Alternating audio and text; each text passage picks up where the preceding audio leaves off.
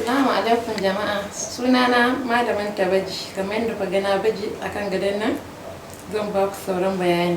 Akan daren farko zan ba ku wannan bayanin. Don wannan satan amsa ne sai wanda ta iya. Yanzu idan ke budurwa ne, aka miki aure a daren farko dan Allah ya kike ji daga ke sai mijinki akan gado. Wani kalan daɗi kike ji? Kina jira ya taɓa ki ne ko ki za ki fara taɓa shi? Amma ni a tunanina gaskiya ni zan fara taɓa shi saboda in jawo hankalin shi. Zan tashi in yi bidar ba ma zan tsaya wani sa kayan bacci ba wallahi.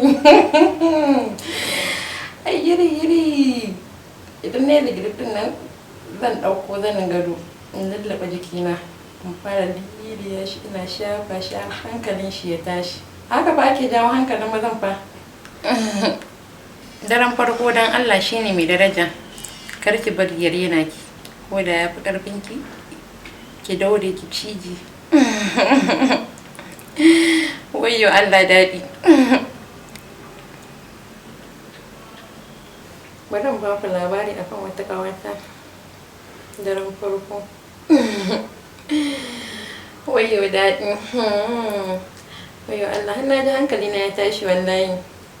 Allah ya sa mu dace. Ta samu miji.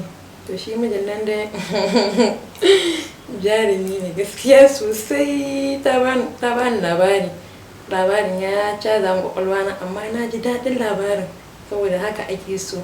Ba a san daren farkon nan a tafi sai a hankali saboda yana da tarihi da labarin da ba zai taɓa daɗewa ba. Kun san mazan nan su ma ko wajen abokanan suka zauna suna ba su labari fa. Kun san da haka?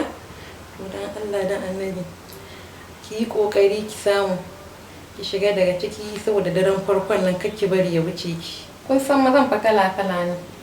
Akwai me wanda yake kaiwa hawiya, wanda za ki ji namiji ya miki kyauta. Kin san mazan nan fa ba sa son rawar mace. Wai garin daɗi na nisa. Anguli ta faɗa shadda. Ku biyo ni ku sha labari. Ni ce malamar ku Tabaji.